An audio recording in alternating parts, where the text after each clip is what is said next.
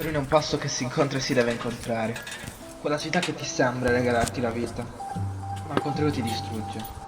È quella persona, quella città, quel posto, che per il fatto che ti ha fatto soffrire troppo, non ha più la bellezza che gli vedevi, è troppo lontana. E l'unico pensiero relativo a quella città rimane tutto il dolore e la sofferenza che hai vissuto in quei luoghi. Anche se sai che quello stesso posto ti avrebbe potuto dare una marea di possibilità, per te rimane una città di merda. Perché il passato ha creato delle ferite in quel luogo, che non ti fanno più pensare alla bellezza dei paesaggi urbani, al rumore dei tram al mattino, odi quelle cose che ti piacevano tanto.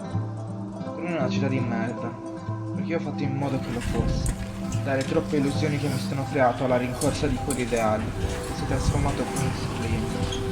Mi ha regalato anche dei momenti depressivi. Per me è una città di merda, perché non è per me, per neanche le persone che ho incontrato, che hanno fatto parte della mia a Torino, senza dalla violenza psicologica, magari non volontaria, e dalla mia paura e dalla solitudine che faceva in modo di cercare di rendermi automa simile agli altri. Per me è assenza di empatia, città d'arte, di storia di colori, che mi ha regalato solo il blu di un periodo di morte e sonno dell'anima. Non è una città di merda. Io pensavo che non lo fosse, perché è fredda e non c'è il mare. Che alla Venere di Graziani diceva che io un fiume per il mare non lo posso cambiare. Torino è una città in cui la mia indipendenza si è trasformata nella ricerca di un ascolto, di un conforto, di un confronto, di un amico, ma mi ha regalato solo una dipendenza cancerogena a relazioni tossiche. Non sono io che mi perdo, è che per ritrovarmi sono dovuto scappare a casa per poi stare più male e cercare aiuto. È una parte della mia vita, è un insegnamento di non farmi fregare né dalla testa né dalle persone. È una città di merda, perché il vento non tirava. Può essere. Forse erano le mie ali che non si aprivano. Torino è un trauma, è rabbia, repressa senza accorgermene, e pensieri ossessivi, e paura di meritare la morte. Torino è il posto in cui la mia anima è trascesa, lasciando il corpo ad abitare le paure, e solitudine, assenza, di tutto, soprattutto di empatia. Torino è annientarsi, sacrificarsi per stare bene con gli altri, senza pensare a come stai, veramente tu, a come stavo veramente io.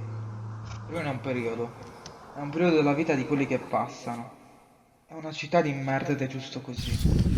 Torino è alle amicizie finte, farsi prendere per il culo per far ridere gli altri, è regressione, ma passo inevitabile della vita, per combattere a viso scoperto i demoni e vincerli.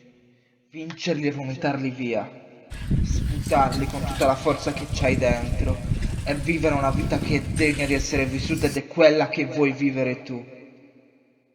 Torino è regressione rispetto a quel me tanto desiderato trovato nel primo lockdown. Torino è una città di merda, capoluogo del Piemonte, comunista, fascista, leghista, razzista e pacifista. Torino può essere la svolta, come tutte le altre città, ma Torino è una città di merda, che ho vissuto in un periodo di merda, con persone che non sono adatte a me e non lo saranno mai. Torino è una città, e come tante altre città, è una città di merda.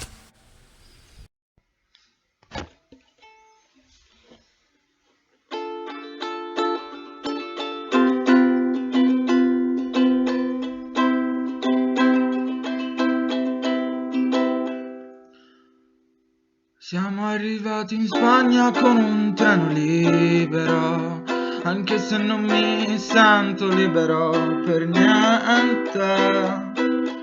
E cerco le montagne russe per prenderle e poi scendere a vomitare. Ho perso tutte le sostanze che componevano te.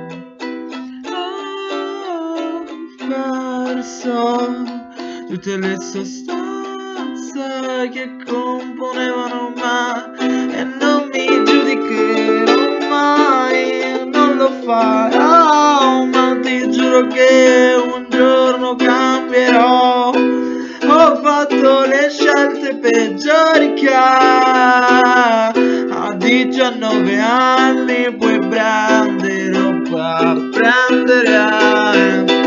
Io non ho mai avuto una persona con cui potessi sentirmi libero di parlare di me, nemmeno io. Quindi figuriamoci se qualcuno mi voleva ascoltare ciò che avessi io da dire tranne me.